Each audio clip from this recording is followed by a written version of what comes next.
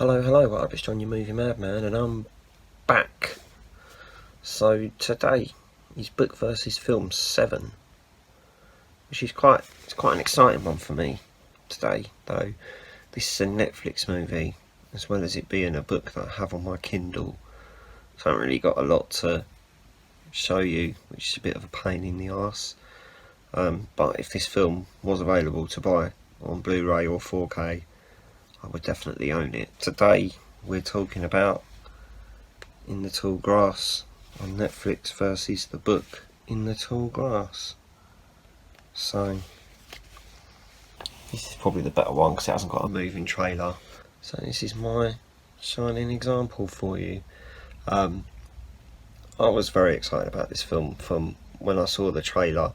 It was a new film that came up on Netflix, and I was like, oh, that looks interesting. Clicked on the trailer, watched the trailer, and straight away I was like, oh wow, that looks like a film that I'm going to really enjoy.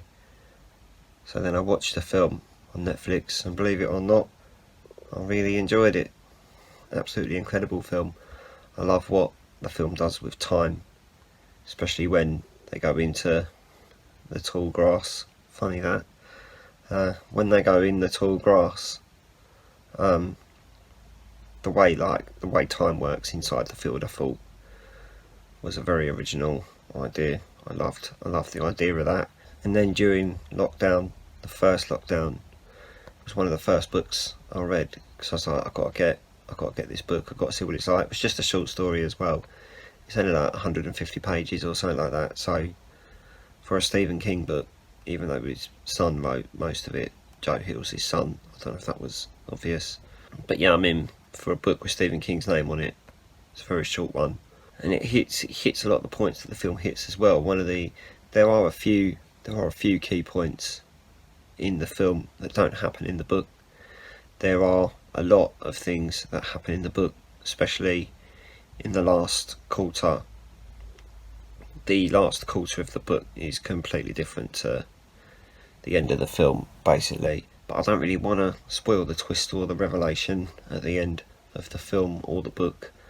But they are both very, very different endings. I'd probably go as far as to say I preferred the end of the film to the end of the book. That's not just because I saw the film first, but the end of the book for me was just a bit weird, and I was just like, I'm not really sure if I understand what's going on right now. It was one of those kind of endings where you're a bit like, wait, what? Is that the end of the book? Is there not another chapter? There wasn't. The book had just finished, and I was like, oh, it's a bit weird.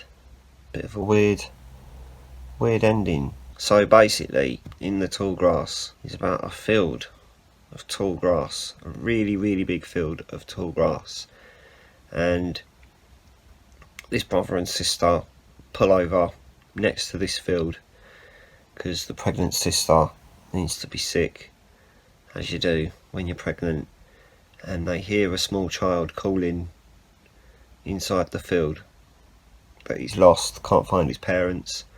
So the pregnant girl and her brother go in the tall grass and look for the small child, and they're only in there for a couple of minutes before they realise that not all is as it seems inside this big field of tall grass. And as the story continues, you start to see, as the viewer or the reader, something's very wrong inside this field. The way time runs is very interesting as well. I did notice a lot that in the film you do notice a lot about the time side of it and how things are a bit backwards and forwards, but at the same time they're not a bit backwards and forwards. They're actually the same thing, but they're not the same thing because it's on a different time, and time's not the same because it's different, because at the same time the time isn't the same time. But the book doesn't really dig into that side of things a bit too much. I get the feeling that whoever made the film picked up on the little time thing and stretched it and gave it a bit more purpose in the film, which was one of the things I liked about the film. I enjoyed the book. It was a good read until it got to the end, and I realised it was at the end and there wasn't another chapter to go.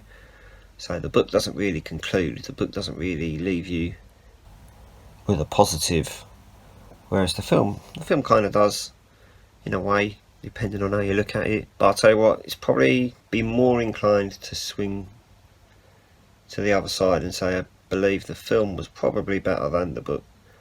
But that might have been because I enjoyed the film that much. When I read the book, I was like, this book is going to be the most amazing thing I've ever read in my life. And it just wasn't. It was good, but it didn't do anything for me, I don't think. I enjoyed the book, but not as much as I wanted to, if that makes sense. The film though, if you guys have got Netflix, or if you guys have got friends that have Netflix and you enjoy a little horror film, dig into In the Tall Grass, because it's a very good horror film with some very good twists and turns. It's very much worth sitting through and having a little look at. It's not overly long, it's only about an hour and 40 minutes, so you don't have to worry too much about sitting there for ages trying to work out what's going on. But you get there, I'll tell you that much. So that's my book versus film 7 for today, In the Tall Grass. I'll be back on Monday, where I'm going to be opening a new 4K movie, showing it to you guys, and I'll do a little 4K versus Blu-ray comparison. It's an old film, but it came out Monday just gone, so I want to get the review out as soon as I can. I'll also be unboxing a couple of little surprises for you as well, so quite an exciting video for you Monday actually. It's probably better than this one. But that's it for today. If you could like this video, I'd appreciate it. If you could subscribe to the channel if you haven't already, I'd appreciate that as well. So enjoy the rest of your evening, and I will see you again on Monday. Alright, bye.